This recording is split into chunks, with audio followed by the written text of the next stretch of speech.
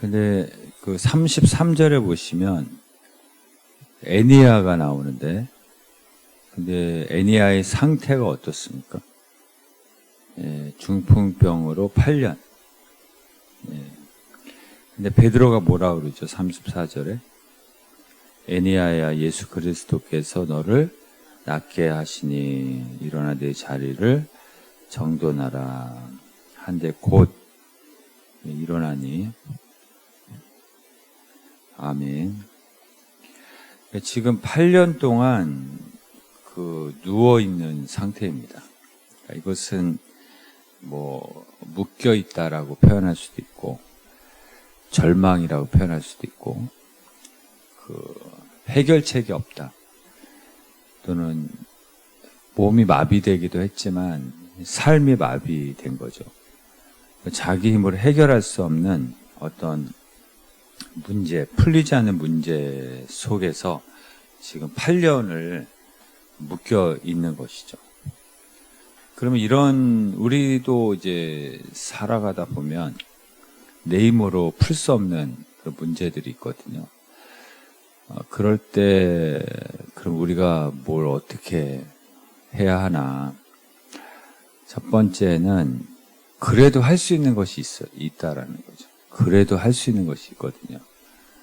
어떤 종류의 문제를 안고 있든지 분명히 할 수 있는 것이 있습니다. 마태복음 9장에 보시면 시각 장애인이 나오거든요.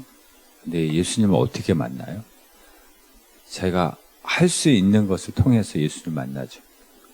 먼저 듣는 건 할 수 있잖아요. 그래서 예수님이 어떤 분인지를 귀로 듣고 알게 된 거죠. 그리고 예수님이 지나가신다는 소리를 들었잖아요. 듣는 것으로 정보를 모았고, 그리고 소리 지르잖아요. 앞을 볼 수 없어도 소리 지를 수는 있잖아요. 그래서 다윗의 자손 예수의 나를 불쌍히 여겨달라고. 그랬더니 예수님을 만났고, 그리고 눈까지 고침을 받은 거죠. 눈까지 뜬 거죠. 평생 앞을 보지 못한 사람이 눈까지 뜨게 된 거죠.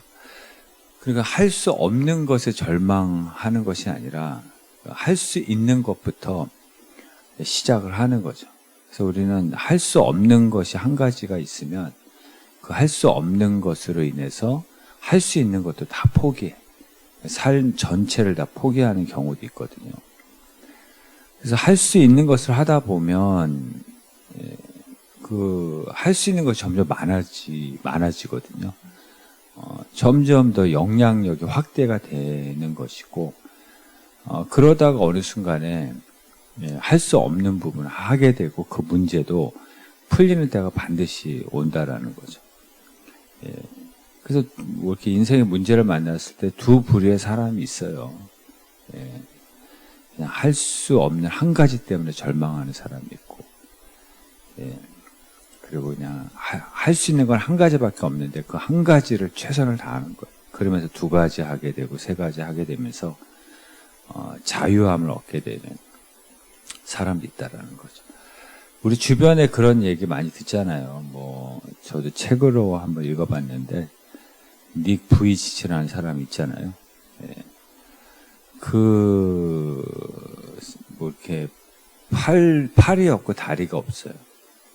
완전히 그냥 팔의 일부분이 없는 게 아니라 팔과 다리 전체가 없는 몸만 있는 거예요. 그런데 없는 것에 이분은 절망하지 않아요. 그래도 할 수 있는 것이 있는 거예요, 이분에게.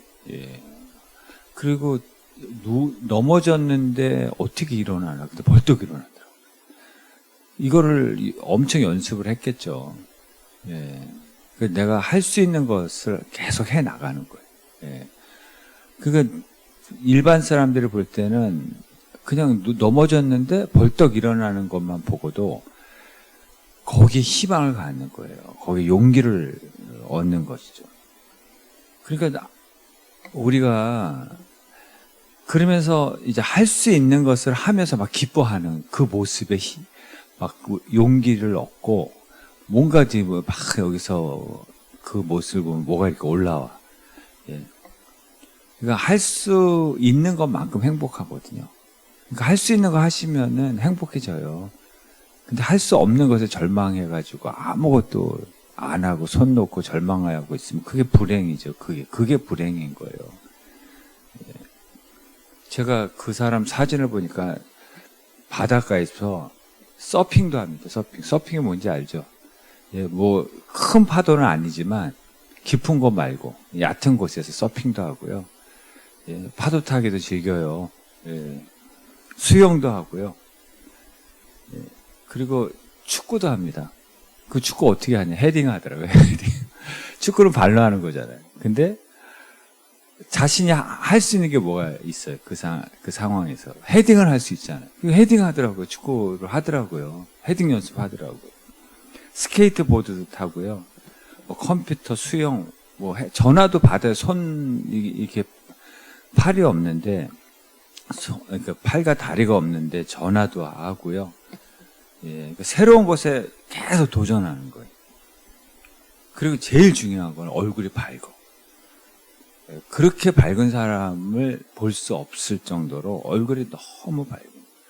그러니까 전 세계를 다니면서 청소년들에게 엄청난 희망을 주는 거예요. 예. 절망하는 사람에게 엄청난 희망을 주는 거죠. 할 수 없는 것이 절망이 아니라 할 수 있는 것을 즐기더라고요. 할 수 있는 것을 하면서 행복해 하는 거예요. 그러니까 점점 할 수 있는 것이 많아지는 거예요. 예. 영향력이 점점 확대가 되는 거죠. 이분이 쓴 책에서 뭐라고 얘기하냐면 자기는 팔다리가 없기 때문에 절망도 없다고 얘기를 합니다. 그게 그렇게 표현을 하는 거예요. 굉장히 긍정적으로. 그리고 두려워도 하라 그래요. 그러니까 용기라는 것은 두려움이 없는 게 아니라 두려워도 하는 게 용기라는 거예요. 두려움이 없는 게 아니에요. 두려워도 하는 게 그게 용기예요.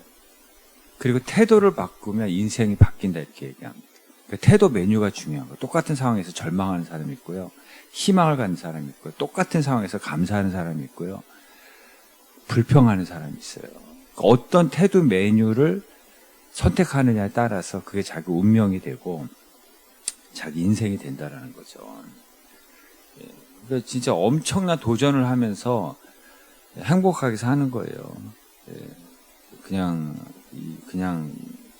일반적인 사람들보다도 더 행복하게, 더 밝게, 열정적으로, 더 많은 일을 하고, 더 많은 사람에게 희망을 주고 사는 거죠. 예. 제일 감동을 받는 건 마음이에요. 마음이 밝아요. 얼굴도 밝고. 예. 옆 사람 한번 보세요. 그런 얼굴들이 아니에요. 그런 얼굴이 아니에요. 예. 얼마나 밝은지 몰라요. 막 빛이 나는 것 같아요. 그치, 이게 마음이 굉장히 중요한 거예요. 예, 마음이. 예. 그러니까 이 사람은 마음이 죽지 않은 사람이에요. 예. 마음이 막 살아있어. 예. 마음이. 정신이 막 살아있는 거예요. 예.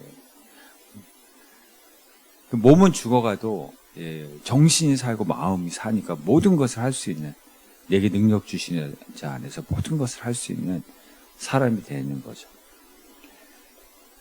오늘 이 본문에도 8년 동안 누워 있잖아요. 예. 그러면 두 부류의 사람이 있어요. 크게 보면 자기 상태에 절망하고, 진짜 절망하고 낙심하고, 진짜 빨리 죽기를 바라는 사람이 있고,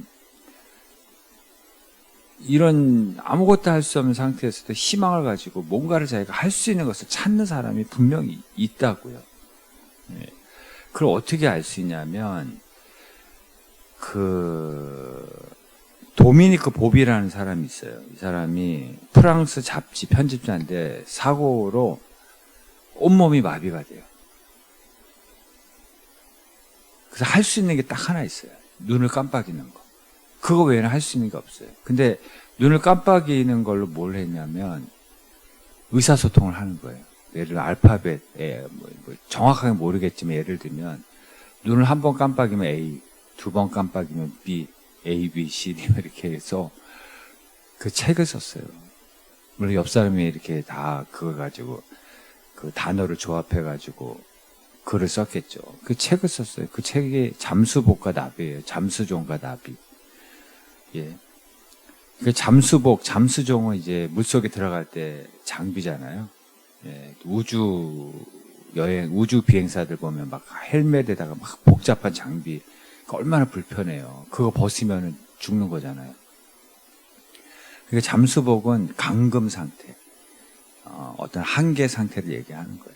답답한 상태를 얘기하는 거예요. 나비는 뭐예요? 자유를 얘기하는 거예요. 나는 이렇게 묶여 있지만 나는 자유롭다. 내 마음은 자유롭다. 이런 이제 어떤 표현인 거죠. 그게 한번 생각해 보세요. 할 수 있는 거 눈만 깜빡이는 것밖에 없는데 그걸 가지고 할 수 있는 걸 해가지고 책을 써서 많은 사람들에게 희망을 준다고 지금도 제가 얘기하고 있잖아요. 그 얘기를. 예. 우리도 어떤 인생의 문제가 생기면 묶인 거죠. 잠수복이죠. 근데 마음은 나비가 돼야 돼요. 정신은 나비가 돼요. 살아있어요. 그래야지 거기서 책이 나오고 새로운 인생이 나오고 그렇게 되는 거죠. 마음이 죽으면 안 돼요. 우리 오늘 새벽인가요? 시편 42편 말씀드렸잖아요. 거기 시편 기자가 절망하고 있죠. 그래서 자기가 자기 자신에게 뭐라 그래요? 어찌하여 낙심하며 어찌하여 불안해하냐 그러잖아요. 네, 너는 하나님께 소망을 둬라. 하나님께 소망을 두는 순간 하나님께 소망을 두라. 하나님께 소망을 두는 순간 마음이 어떻게 돼요? 나비. 현재는 상황은 잠수복이야. 근데 하나님께 소망을 두니까 마음이 어떻게 돼요? 예, 마음이 나비가 되는 거예요. 자유롭게 되는 거죠. 예, 사람이 절망에 묶이고 불안한 마음에 묶이면은 제일 먼저 마음이 마비가 돼요. 마음이 죽어요. 그래서 아무것도 할 수가 없어요. 그래서 우리 엄두가 안 난다. 이게 어디서 나온 말이에요? 한자에서 나온 건데 염두라는 말에서 나온 거예요. 염자가 생각한다는 뜻이고 두가 머리 두잖아요. 그러니까 생각의 시작을 얘기하는 거예요. 그러니까 엄두가 안 난다는 거는 감히 무엇을 할 마음마저도 없다라는 뜻이에요. 그러니까 무엇을 할 마음이 엄두예요. 그러니까 우리가 어떤 충격을 받으면 엄두가 나지 않잖아요. 염두가 사라져요. 생각조차 마비돼요. 아무것도 할 수 없는 상태가 되거든요. 엄두가 나지 않는다. 예, 그러니까 이 시편 기자가 지금 어떤 삶의 문제 때문에 충격을 받고 엄두가 나지 않는 거예요. 엄두가 죽은 거죠. 마음이 죽은 거예요. 뭘 할 마음이 다 죽어버린 거예요. 근데 하나님께 소망을 두는 순간 다시 엄두가 나기 시작한 거예요. 염두가 작동하기 시작한 거예요. 생각이. 마음이 작동하기 시작한 거죠. 예. 마음이 나비가 된 거예요. 그렇다고 현실이 풀린 건 아니지만 현실은 잠수복이지만 마음은 나비가 된 거예요. 성경에 그런 예들이 많이 나오잖아요. 주의 영이 계신 곳엔 자유합니다. 하나님의 영이 임하니까 마음이 나비가 됐어요. 예. 거기에 묶이지 않는 거예요. 그래서 우리가 어려운 일 당하면 제일 먼저 해야 될 게 집중적으로 은혜 받는 시간이 있어야 돼요. 마음이 먼저 자유함을 얻어요. 마음이 나비가 될 때까지 집중적으로 은혜만 받아야 돼요. 은혜만. 그러면 다시 엄두가 나요. 염두가 작동하기 시작해요. 그러면서 다시 살아나기 시작하고 할 수 있는 것을 하면서 영향력이 확대되면서 언젠가 그 문제도 때가 되면 풀리게 되는 거거든요. 여기 언제 낫게 하신다 그래요? 오늘 본문에 예수 그리스도께서 34절에 너를 낫게 하신다는 말이 지금 낫게 하신다는 거거든요. 지금 낫게 하신다. 근데 여기서 생략된 게 뭐냐면 이 사람의 믿음을 보고 베드로가 얘기한 거예요. 아직 엄두가 살아있네. 엄두가 마음이 살아있네. 염두가 살아있네. 생각이 살아있네. 죽지 않았네. 그 믿음을 보고 예수 그리스도께서 너 지금 낫게 하신다. 엄두를 보고 지금 선언하고 있는 거예요. 그래서 나눠주신 프린트물 보시면 그 사도행전 14장 9절에 이 사람이 나면서부터 걷지 못한 상태, 잠수복이죠. 예. 근데 바울이 믿음이 있는 걸 보고, 엄두가 있는 걸 보고, 염두가 살아있는 걸 보고 그에게 뭐라 그래요? 예. 그에게 일어나 걸어라 얘기한 거예요. 예. 엄두가 죽어 있으면 아예 말도 안 해요. 마음이 죽은 사람에게 무슨 얘기를 하겠어요. 예. 생각이 죽은 사람에게 무슨 말을 한다고 몸이 살아나고 삶이 다시 일어나겠습니까? 예. 그 요한복음 5장 6절에도 뭐라 그래요? 병이 오래된 것을 알고 오래됐어요. 오래. 근데 뭐라고 물어봐요? 낫고자 하느냐? 물어보시죠. 아직 너 엄두가 살아있냐? 너 염두가 있냐? 그 물어보시는 거예요. 의지가 살아있냐? 몸은 잠수보겠지만 너의 마음은 아직 살아있냐? 너 낫고자 하느냐? 물어보시는 거예요. 마태복음 12장 3절도 손을 내밀라 하시니, 아니 생각해 보세요. 이 손이 마비된 사람에게 손을 내밀래요. 미쳤나? 이럴 수도 있는 거 아니에요. 내 손 마비돼 지금 무슨 얘기하는 거예요? 이런 수도 있잖아요. 근데 손을 내밀매. 의지가 살아있는 거예요, 이분이요, 지금. 마음이 죽지 않은 거예요. 아직 나는 낫고자 하는, 나는 회복되고자 하는 그 마음이 살아있는 걸 본 거예요, 예수님께서. 그걸 보신 거예요. 애니야에게 베드로가 예수 그리스도께서 너를 낫게 하신다고 할 때 그의 믿음을 보신 거예요. 엄두를 본 거예요. 지금 상태는 잠수복이지만 그의 마음은 나비인 거를 본 거예요. 나비를 본 거예요. 예.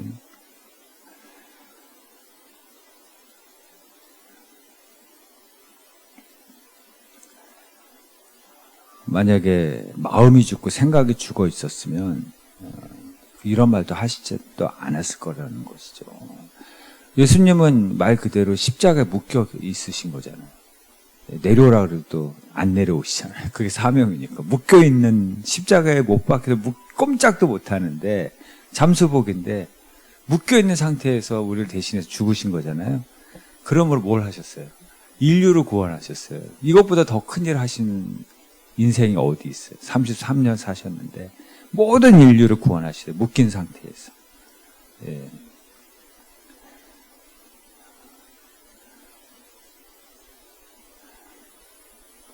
그래서 먼저 우리의 마음이 살아있어야 됩니다. 마음이 작동해야 돼요. 작동. 그래서 평안이라는 말도 그게 핸드폰을 꺼놓은 상태가 평안이 아니에요. 작동한다는 뜻이 있어요. 작동. 마이크가 지금 작동하고 있잖아요.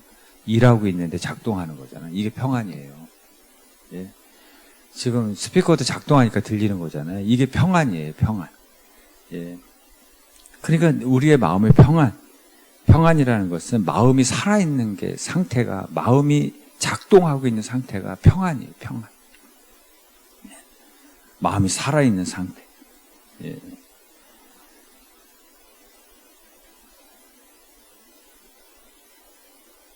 그래서 주의 영이 임한 곳에 자유함이 있다. 그러니까 하나님의 영이 임하면 절대로 마음이 죽지 않아요.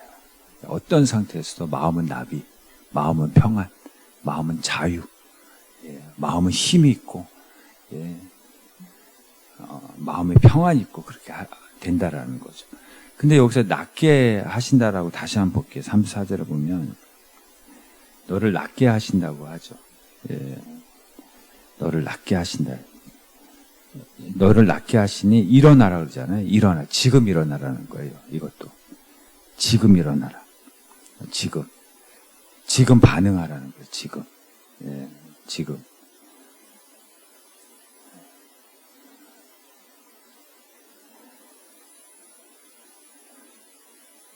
열왕기상 18장에 보시면 엘리야가 그런 얘기를 해요. 백성들에게. 하나님과 바알 사이에서 언제까지 머뭇머뭇하려느냐 그래요. 그게 왜 그러냐면, 왜 머뭇머뭇하냐면 지금 가나안 땅에 정착했잖아요. 정착하면 뭘 해야 돼요? 농사를 지어야 되잖아요. 근데 그 가나안 땅에는 이미 우상이 있어요. 신이 있는데 그게 농사의 신이에요. 풍요의 신. 그게 바알이거든요. 그러니까 이 사람들이 고민하는 거예요. 이제까지 우리가 목축을 했는데 우리가 섬기던 신은 여호와잖아요. 그러니까 하나님은 목축의 신으로 자기들이 하나님을 제한한 거예요. 하나님 우리가 목축할 때 신이고 그분은 천지를 창조하신 하나님이시고 전능하신 분인데 하나님을 제한해요. 우리 목축할 때 목축 잘 되게 한 신이고 이 땅에는 농사의 신이 있고 풍요의 신이 있는데 날씨의 신이 있는데 모든 걸 다 하나님이 주관하시는데 이 사람들이 하나님을 제한하고 그러면 농사를 지으려면 이 땅에 신을 섬겨야 되는 거 아니냐. 그래서 하나님, 여호와 하나님과 바알 사이에서 고민하고 있는 거예요, 지금요. 어느 쪽으로 가야 하는지. 예, 그 고민을 하는 거예요. 그건 뭘 얘기하는 거예요? 자기 이익 때문에 그런 거예요. 생각해 보니까, 어디를 섬겨야지 나에게 더 이익이 있을까? 예, 나에게 더 유리할까? 그 계산하고 있는 거예요. 그래서 지금 염두가 죽은 거예요. 생각이 죽은 거예요. 이 염두가 생각한다는 얘기인데, 생각의 시작이고, 엄두가 죽은 거예요. 감히 뭘 선택하고 뭘 행동할, 예, 엄두가 나지 않는 거예요. 마음이 죽은 거예요. 마음이 멈춘 거, 작동을 안 하는 거예요. 지금 자기 이익 때문에. 어느 편에 서야 되는지 계속 갈등을 하는 거예요. 예. 우리도 그런 거. 하나님을 신뢰하지 못하면 엄두가 죽어요. 염두도 죽고, 생각도 마음도 다 죽어요. 하나님이 아무리 말씀해도 작동을 안 한다고요. 작동을 안 해요. 예. 하나님의 말씀이 아무리 선포되어도 머뭇머뭇하는 거죠. 내가 하나님의 말씀을 이거 순종해야 나에게 더 큰 이익이 있는지 아니면 저 사람을 따라가야지 아니면 저쪽으로 가야지 나에게 더 큰 이익이 있는지 맨날 계산만 하고, 죄송합니다. 계산만 하고 자빠져 있어. 맨날 계산만 하고 있어요. 세상. 그러니까 하나님의 말씀에 엄두가 나지 않아요. 순종할 엄두가 나지 않아요. 반응을 안 해. 맨날 머뭇머뭇하고 미지근하고 갈등이 나하고 있고. 그러니까 하나님의 역사가 나타나죠. 지금 예수 그리스도께서 너를 낫게 하시니 일어나라 하는 건 너 지금 반응하라는 거예요. 지금. 예. 지금 반응하라는 거예요. 지금. 예. 우리 거기 잠언 3장 5절 6절에 뭐라고 나와 있어요? 하나님 인정하라. 그래야면 내 길을 지도하시나 그러잖아요. 인정을 해야죠. 그래야지, 예, 몸이 따라갈 거 아니에요. 마음이 따라갈 거 아니에요. 예. 근데 인정을 안 해, 하나님을. 왜냐하면 내 판단이 더 옳다고 생각하는 거예요. 눈앞에 있는 현실, 눈앞에 바로 있는 그 이익을 따라가느라고, 예, 하나님의 인정을 안 해. 하여튼 우리는 요만큼도 내 생각과 하나님이 다르면은 하나님 말씀, 자기를 포기하고 자기를 버리고 하나님 안 따라가. 이 작은 현실 따라가지. 예. 그래서 엄두를 못 내. 감히 순종할 엄두를 못 내. 그 기적도 못 보고 하나님이 하신 큰 일도 못 보는 거예요. 예. 물이 변화에 포도주가 어떻게 됐어요? 포도주가 필요한데 물 갖다 주래요. 이거 누가 순종할 엄두가 나겠어요? 감히 순종할 엄두나 나겠어요? 예. 근데 그 사람들은 그 예수님 말씀에, 예, 말씀을 인정하고 순종하고 엄두를 내잖아요. 예. 반응하잖아요. 즉각적으로 반응하잖아요. 그랬더니 거기서 물이 변화해 포도주가 되는 거예요. 그래서 거기 뭐라고 하나? 물도운 순종한 하인들만 알더라. 그 놀라운 비밀을 알게 되는 거죠. 여러분, 내비게이션이 아무리 작동하면 뭐예요? 예, 오른쪽으로 가라는데 계속 직진만 해. 계속. 예.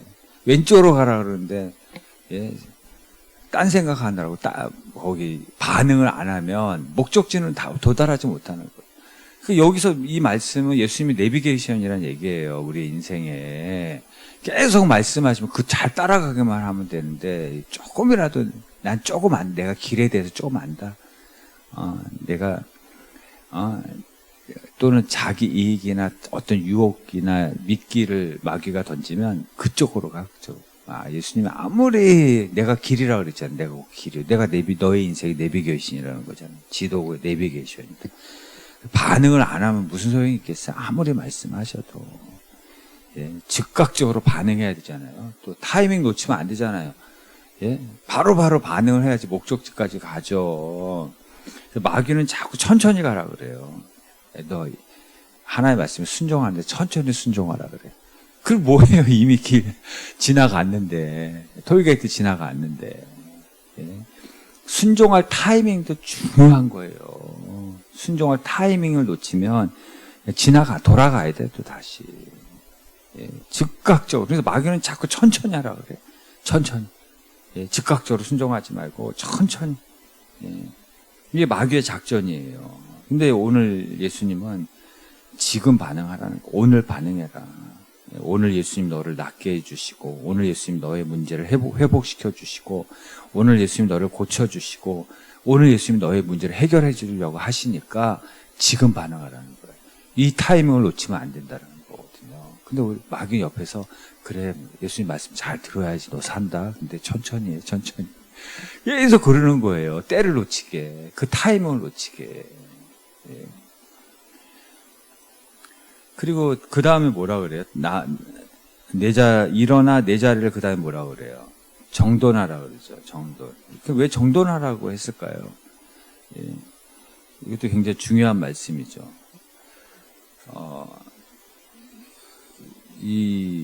어떤 분이 뭐 예를 들면 술을 너무 좋아해.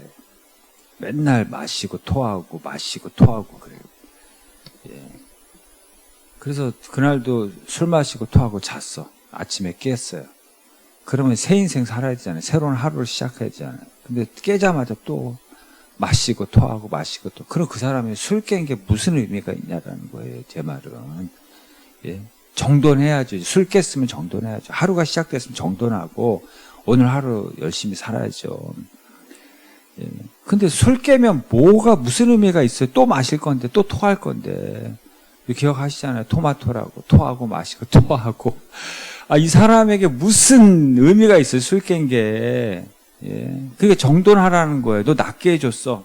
그러면 다시는 과거로 돌아가지 말라는 거예요. 너 그 나쁜 습관 때문에 여기까지 왔잖아요. 내가 오늘 낫게 해줬어. 너도 오늘 즉각적으로 반응했어. 너 잘했어. 하나님 회복시켜 주셨어요. 그러면 그 다음에 정돈하는 너 다시는 과거로 돌아가지 마. 다시는 그 습관으로 돌아가지 마. 그거거든요. 또 돌아가면 무슨 의미가 있겠어요? 예수님이 낫게 해주신 것이.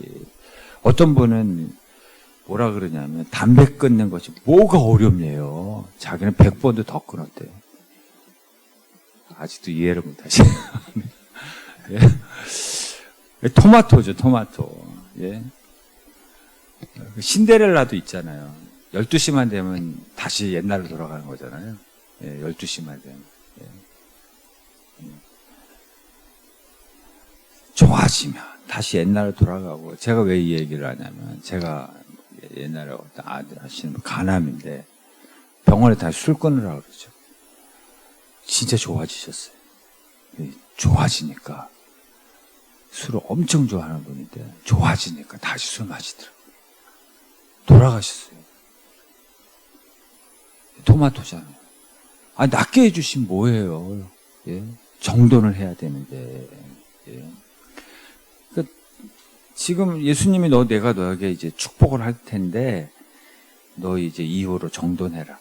잘못된 과거, 너를 묶고 있었던 과거, 너를 힘들게 했던 그 과거로부터, 예, 다 정리하라는 거예요. 새로운 삶을 살라라는 거예요. 내 자리를 정돈하라. 예.